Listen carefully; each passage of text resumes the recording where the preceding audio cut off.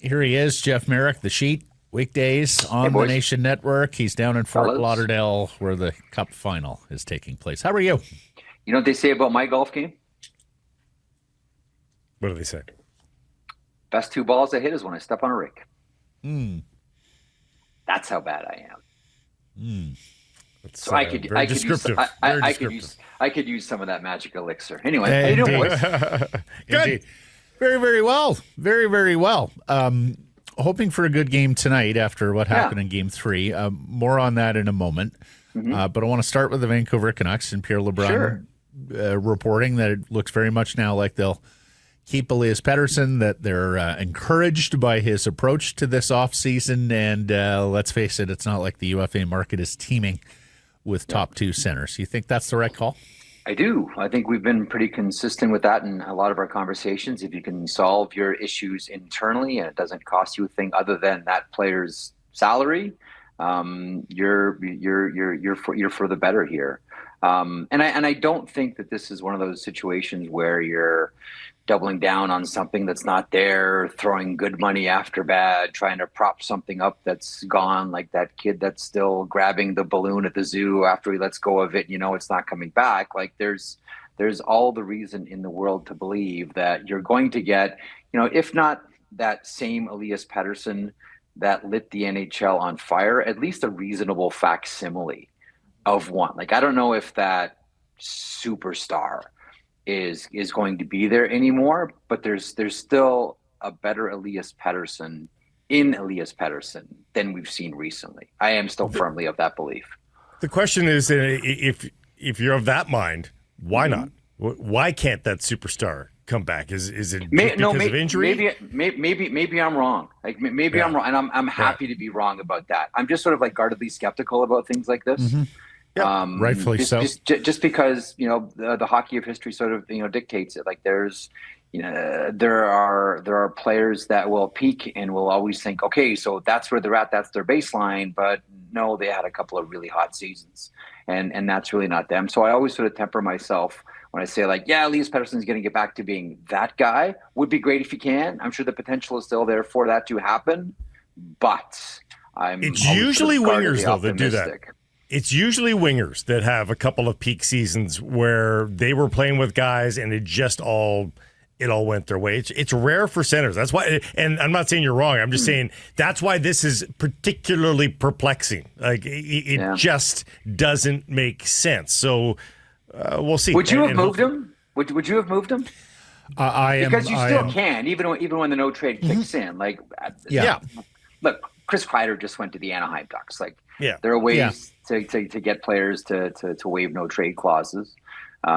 Personally, just as a quick aside, one of the things I've always lobbied for, considering asking a player to waive a no trade clause is akin to the business proposition of give me something in exchange for nothing. I'm very much in support of the idea of being able to offer compensation to players that do waive no trade clauses. If you standardize, like, hey, you know what? If you waive your no trade clause and it doesn't count against the cap, player X gets $1 million or $500,000, whatever the agreed upon amount is. Yeah. Because right now, why would a player even entertain the idea of waiving a no trade unless you're going to try to make his life miserable by just, you know, limiting ice time? Anyway, as an aside, there are ways to get, you know, teams and players on the same page about you know, waiving no trade clauses. Yeah, philosophically, I believe it's trying to renegotiate terms of the contract, and so I think we should tread very, very lightly there because it's basically breaking your word.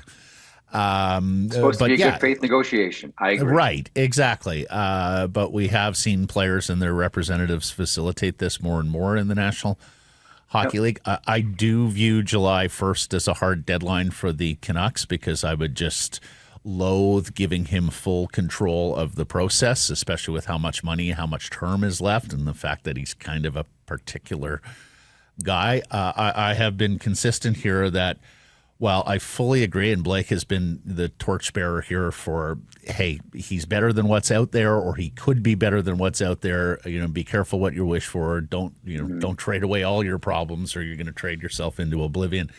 Yep. And a bounce back is the best solution here. I agree with all of that. I also look at the negative side and go, boy, if this is the new Elias Pettersson, that's an $11.6 million anchor. I do sort of share the opinion that I believe Tocchet and Rutherford have, that I'm quite skeptical that he's a centerpiece on a championship team, particularly as I watch the way these Stanley Cup playoffs and this final is going.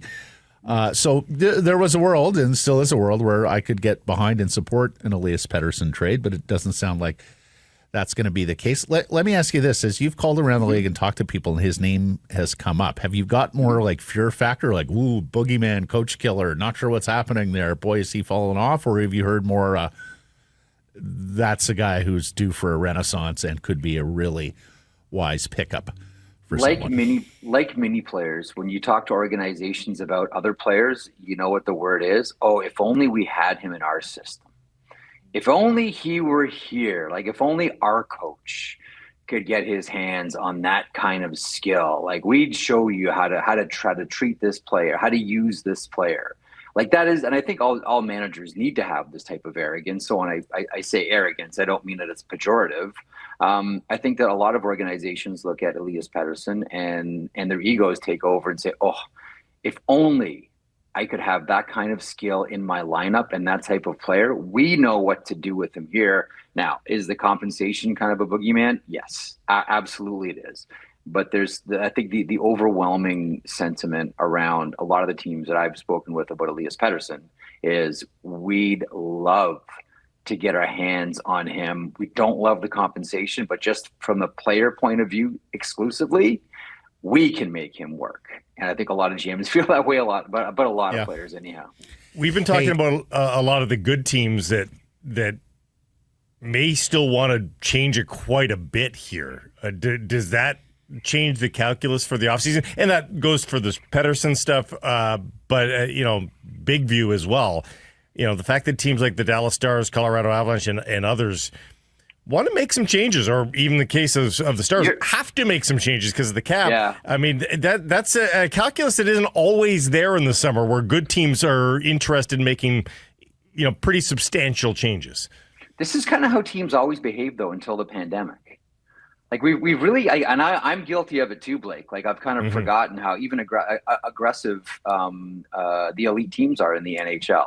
And then the pandemic flattened everything, and the flat cap obviously flattened movement. And we just become so accustomed to not having much wiggle room with everyone's salary structure that now all of a sudden that there's some flexibility. All of a sudden you're seeing we're going to sign this free agent, and all of a sudden we saw at the beginning of it last year with offer sheets, but our offer sheet's going to become more of a thing, and we're going to sign this guy, and we got to make big moves and trade this player. And there are teams that are right on the cusp, and I think of Anaheim and Utah in the West specifically, that are poised to make big moves. I think you're hearing more and more about it because now teams suddenly have the financial flexibility to do so, and are even looking further down the road and seeing next summer and the summer after, and are saying to themselves, this is fantastic. All of a sudden now, like I have more wiggle room this year, and then it's really going to explode. So I think that teams are both trying to satisfy making big moves now, but also setting them up for even bigger windfalls in a couple of seasons. Switching gears here, Jeff, you're big on prospects, the draft. I know you know a lot of agents. Some eyebrows were raised that Jim Rutherford, Patrick Hoving were not at the scouting combine in Buffalo. Yep. Does that strike you as odd? And what did you hear about that? I'm not going to lie. Like, everybody talked about it. Like, how come Vancouver's not here? How come Albin and Rutherford aren't here? The main thing that we heard about it, I mean, everybody had this essentially identical conversation. Convince me they're using the pick. Convince me that they're using that 15th overall pick. I don't think anyone thinks it. Like, there's a lot of teams that we wonder are just going to either flip picks or just surrender their picks, use them as currency. And, Vancouver kind of seems to be an obvious one here. But that was the nature of the conversation in Buffalo after the last time we spoke, when it was absent Rutherford and Alvin, that there's not a seriousness around this pick except to trade it for an asset or assets. Mm-hmm. And that I understand, and that computes with the way they've run the hockey. Well, not only they, but their predecessor ran the hockey team as well. Mm-hmm. What I'm having more difficulty understanding is, like Dreger told us, this is where a lot of the legwork gets done on trades and free agency, too. That, why wouldn't you want to go there to be there and talk with the other GMs and be there and talk to some of the agents and get a head start on what you're looking at in terms of trade season in July 1? I wonder how much of the legwork has already been done too. But they're looking for a practice facility, and like 2 blocks away from where I'm at right now, there's a gorgeous one that the Florida Panthers have. And you saw Gary Bettman on the TNT panel the other day when they were talking about, you guys know this, like when they were talking about state tax, and the commissioner talked about boxes that players check. And I think the first thing out of his mouth was practice facility. And then hearing Rick Tocchet talk about practice facility in Philadelphia is just like, if I'm in Vancouver, if I'm a Vancouver Canucks fan, or if I'm covering the Vancouver Canucks, it's just like twist for the practice facility. I don't disagree with Dreger. He knows this better than anybody. Yeah, a lot of the stuff does happen, and not necessarily during the day, but at night, out for dinner and maybe out for a drink or refreshment. That a lot of those conversations, anytime you get people together, the conversation takes a whole new level of intensity. But I don't know that would ever preclude you, if you're Vancouver, from making a deal. Maybe you're going back to making deals with teams that you're already familiar with and already have sort of contingencies in mind. And I'll tell you one, I've been thinking about this a lot. And not just because they have a new general manager, and so every other pirate out there with a GM portfolio is going to see if they can rob and pillage. I really do wonder about the Islanders here, and I really do wonder about how the Islanders. It seems like they want to reallocate resources from the back end to helping with the forward group. And you look at someone like Isaiah George, who's probably ready to step in, and it's a team that's poised to draft a defenseman in Matthew Schaefer first overall. What does this mean for Alex Romanoff? What does it mean for, I know he has trade protection, but what does it mean for Scott Mayfield, who's very much fallen out of favor with Patrick Wall? Like, the Islanders are in a really interesting situation here with their blue line. I mean, Pulock and Pelech aren't going anywhere. Noah Dobson is interesting, but I think at the end of the day he ends up staying. I don't think it ends up getting to salary arbitration. They probably sign him on a longer term deal, but teams have called to try to get Noah Dobson. Could that be one team that you're the Vancouver Canucks? You're looking at this and you're saying Isaiah George is probably going to slide in there next year. Matthew Schaefer is another year away at least, but he's going to be on this blue line too. Is this a chance for, if Vancouver wants to do something with the back end, Romanoff and Mayfield are the two that jump to my mind right away. Is that where Vancouver goes shopping? Over under, if you put the line on the eve of the draft, more trades in the few days before the draft actually happens, more human beings traded. Let me be clear, not just pick swaps. More humans moving before the eve or on the day of. I think the day of. I think the day of is as opposed to the eve. Yes. I mean all those days leading up, that week leading up in between the cup and the thing. Not just the eve. I think we'll get some activity in the week leading up as well. But I still do think that the trigger won't get pulled on deals until certain teams do end up making their pick. Like the one team that we all wonder about are Utah here at number 4, and wild theory, do the Islanders want to pick twice in the top 4? Could they take Matthew Schaefer and then make a deal with subsequent picks and perhaps players, maybe some that I just mentioned, with Utah to get to 4? Supercharge your rebuild, yeah. Supercharge your rebuild, and they're not that far off either, too, right? I mean, a healthy Matthew Barzal does really help. But how much do the Islanders, who are drafting first overall, want to make a splash? I think there's going to be a scenario where teams not so much trade, players for picks as much as they trade certain teams will trade to get up. Like I've wondered about the Pittsburgh Penguins. I've wondered about the Pittsburgh Penguins trying to get Brady Martin, for example, and not just because he plays the Sault Ste. Marie Greyhounds and Kyle Dubas wants every single Greyhound that's ever played to play for his hockey teams. But and they're at 11, and that's a tough move to try to get up. But I think there are teams that will try to look to get a certain player that they want, considering everybody's board really does look different. And there's only really two players, Schaefer and Michael Misa, that really have pulled away and distinguished themselves in the draft class. Jeff, this guy wants a full audit. He wants a full revolution on NHL trophy voting after Quinn Hughes has left off 7. I couldn't believe that either. Ballots. Yeah, I have no explanation for it. I have zero explanation for it. The one thing, like there were a couple of things in the Norris voting that I found jarring, and one is just he didn't have a good season, so he doesn't belong on the list. But did it not seem weird to you after all these years not to see Roman Jossi's name on there anywhere? Mm-hmm. One questionable season. I know injuries were an issue too, but one questionable season, and all of a sudden, all the respect for Roman Josi is gone. It's completely gone. He plays in Nashville. He's not a big media star. Just leave him off this year. I don't know. That was bizarre. And then the Quinn Hughes thing, I have no explanation for.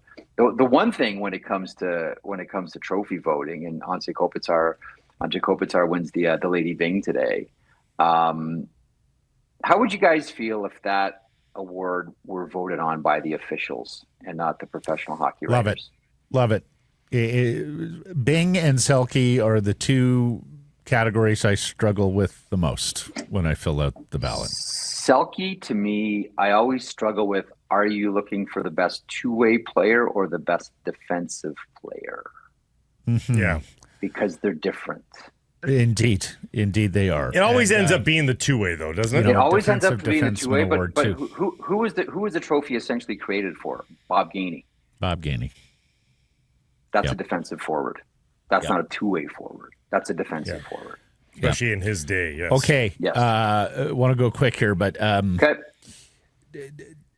Tell me the Edmonton Oilers have another counter punch in them that the Panthers didn't solve them, and that we're still going to get an all-time classic Stanley Cup Final. Jeff Skinner, Troy Stetcher is the counter punch. Tell me.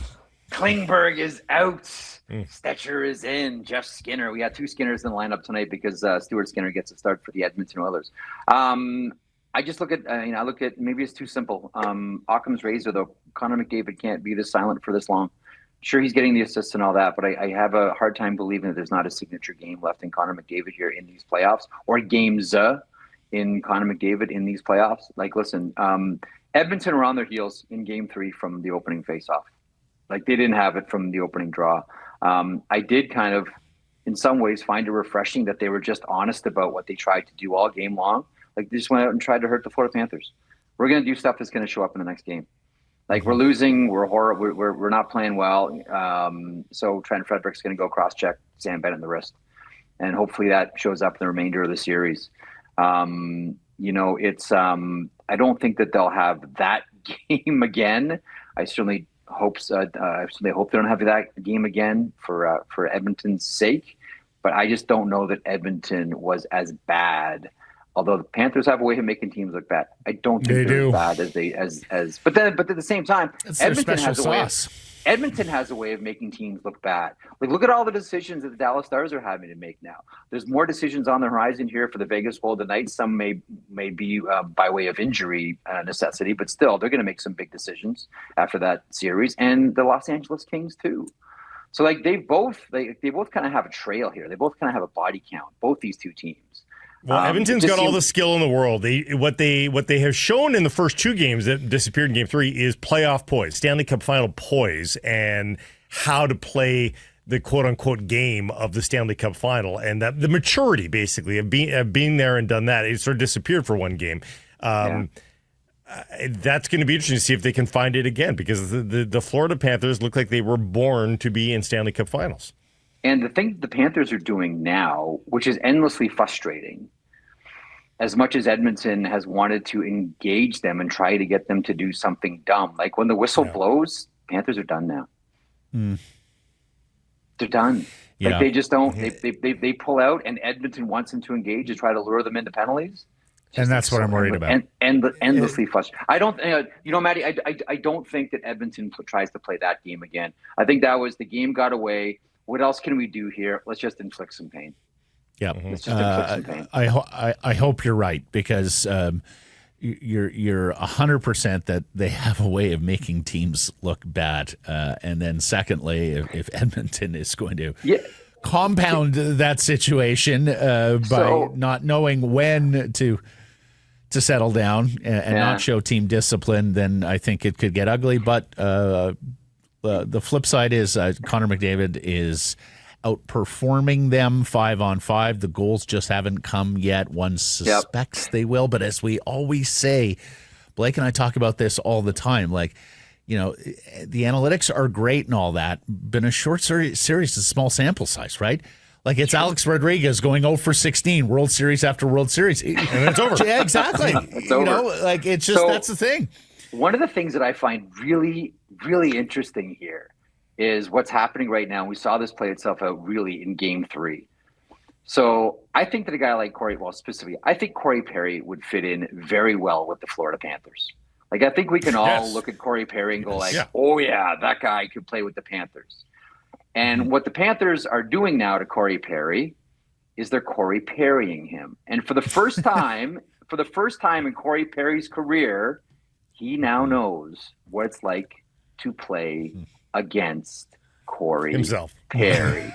And he really doesn't like it at all. This is the first time that it's the Spider-Man. It's the Spider-Man meme. Yeah, the Spider-Man meme. He is playing against himself for the first time in his career. Now Corey Perry knows what it's like to play against Corey Perry. Ryan Kessler and the Sedins are watching this going, we won in. Yes. The Florida Panthers are the Corey Perryest Corey Perry, whoever Corey Perried. I like the way you put that. Okay. It's true. Do you remember what Getzlaf and Perry used to do to the Canucks? They would rile them up. So they would just come undone. Yeah. Perry in complete silence, Getzlaf narrating it the entire time. Yeah. The Jeff Marek Easter egg. Oh, boy. As always, Blake Price is welcome to play along. My lifeline. How many former Vancouver Canucks players are competing in this Stanley Cup Final? And how many total Stanley Cup playoff goals do they have combined this spring? And we're defining former Vancouver Canucks players as players who not only played for the Canucks, but were drafted by the Canucks. And all-time goals or goals they scored with goals in this, not just final, combined goals in the Stanley Cup playoffs, correct. As a Canuck or period? No. Period. This Stanley Cup playoff. This how many former Canucks are in this series, and how many total goals have they combined for through these playoffs? I'll help you out here with the people if you need it. Yeah, I've got 4 in my mind for sure. 4 Canucks, and I want to say, geez, it would be interesting if you included hits per 60 for Vasily Podkolzin, who's been hitting everything that moves all playoff long. Pod, Stetcher, Forsling, Gadjevich. Yeah. Who's a better player than people give him credit for, by the way. You're missing one. We're missing one. And you're missing the guy who leads this quintet in goal scoring in these playoffs. Wasn't here long. Happy-go-lucky guy, though. What am I missing? Wanted out. Came via salary dump. Oh, Nate Schmidt. Right. Oh, yeah. He's got himself a nice payday coming up. That's right, Nate Schmidt. Really? Oh, wow. He's got a nice payday coming up. Combined goals? Yeah, so Schmidt, Gadjevich, Forsling, Vasily, Stetcher. How many goals did he? 5. I'm going to go 8. 8 goals. Pretty good, guys. 7. Nate Schmidt has 3. And Nate Schmidt's got 3. 2. Forsling 1, Vasily 1. One thing, and the secret has to be out now. The secret sauce for that blue line, Sylvain Lefebvre. You look at all the defensemen that have gone through there and have been completely rehabilitated. All of a sudden, Gustav Forslink's a different defenseman. I mean, Seth Jones always had this in him, but look how good Nate Schmidt's getting. You ever seen Nate Schmidt play like this? How many times? You ever think like Dmitry Kulikov? Was this Kulikov is one because I thought he was washed. I thought he was absolutely. I was told Jones is the worst bang for the buck defenseman in the National Hockey League, and he's been amazing. Yeah, he's been incredible, and even like before, like Brandon Montour, Oliver Ekman-Larsson, like secrets out, like Sylvain Lefebvre. Start talking more about how the great job that this guy's done. It's been phenomenal. Will do. Have a wonderful week. Enjoy Florida. Thank you. Thank you, gents. Talk in 7 days.